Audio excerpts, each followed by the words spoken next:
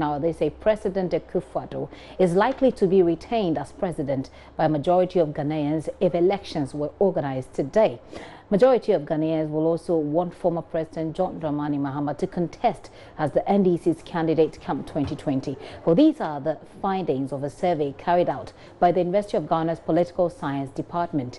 The department's team of researchers toured all 10 regions of the country and presented its findings at a symposium today. We will engage one of the researchers shortly, but first you can listen to head of the Political Science Department, Dr. Bosman Asare, outline some key findings. I wanted to look at the consequences of these policies on the popularity of government. He wanted to know whether is the government very, very popular. Then we hear that some people are no longer happy with what the government is doing. So you hear the party leadership, they will be moving up and down. Relatively minimal approval rate for government.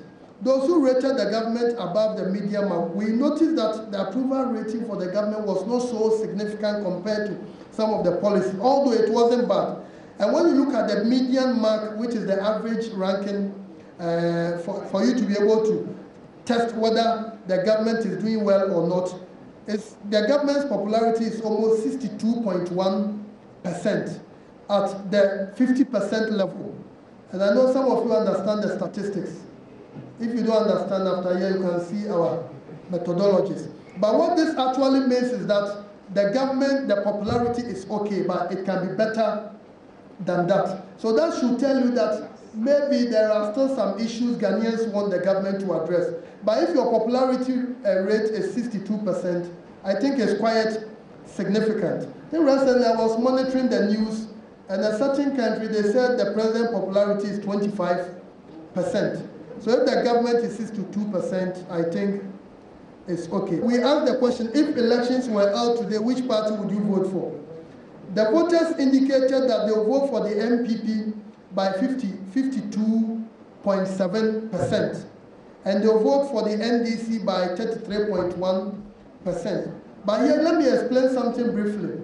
The people we interviewed, the 5,000 people we interviewed, in the 2016 election, 56% of them voted for the MPP, 56%, and almost 36% voted for the NDC.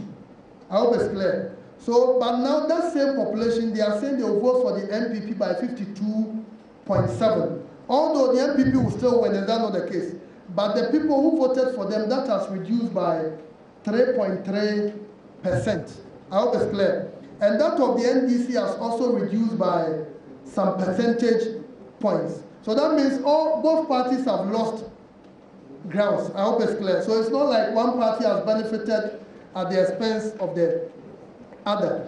And I think if you are the government party, you could still be very excited. But that's also an indication that more work must be done to be able to maintain or increase the gains you have made.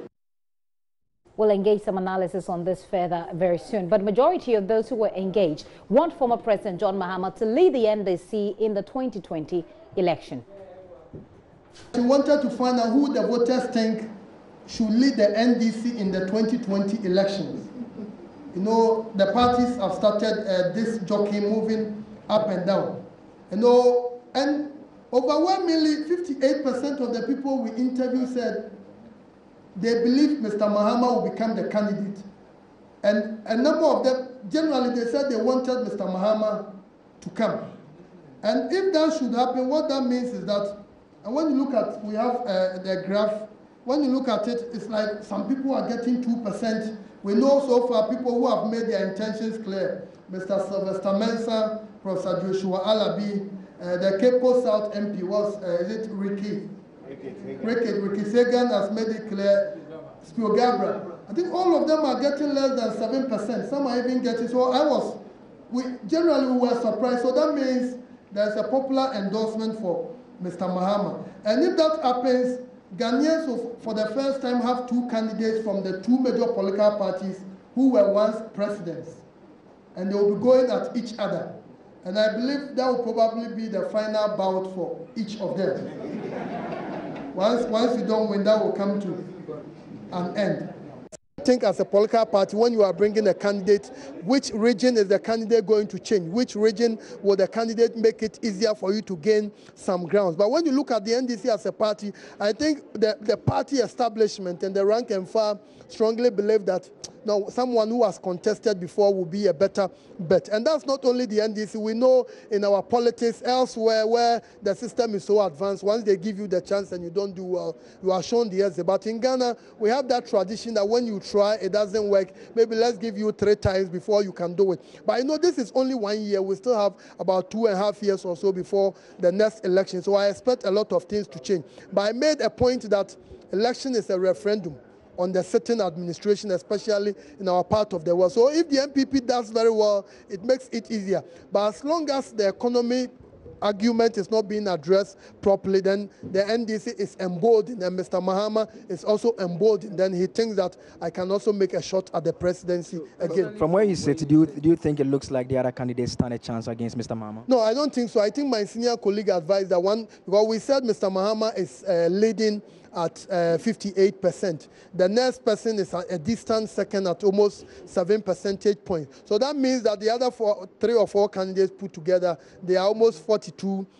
So that means if they are really serious about making a run at the presidency, why don't they consider coming together? Because it's like them against Mr. Mahama, which looks like it's very, very difficult. And when you talk to NDC insiders, they will tell you that the money to prosecute an effective campaign can only come from Mahama and loyalists of Mr. Mahama. So that means as a party, they must find a way. But I think parties must have strategists who will do the maths, who will do the calculations and realize that if we are presenting this candidate, how will be our chances, let's say, in the swing regions of the central, of the western, of Greater Accra, Brong Ahafo, because these 4 regions are very, very critical. And I made the point that you want to present a candidate who was president of the republic and lost grounds in your strongholds. That means that candidate must assure you that the mistakes of the past will not be repeated again. And one thing about politics is that there are certain mistakes when you make, you can never resurrect. Doc, there are some who may say that all those dynamics may change depending on who the governing party presents as its candidate. If Nana Akuffo-Addo will not be on a ticket, it changes entirely. Do you agree? No, I think that's very, very important. But the reality is that I made an earlier argument, it's more about the economy. If as the governing party, they're able to manage the economy well, they're able to reduce poverty, unemployment figures become very, very low. That means if Nana Akuffo-Addo is not the candidate, we know you look at the pecking order in the MPP, chances are that it will be Dr. Bawumia, maybe Mr. Lanchira Martin. And I think if you have Dr. Bawumia as your candidate and the economy has been managed very well, I think the MPP should still be seen as the front runner.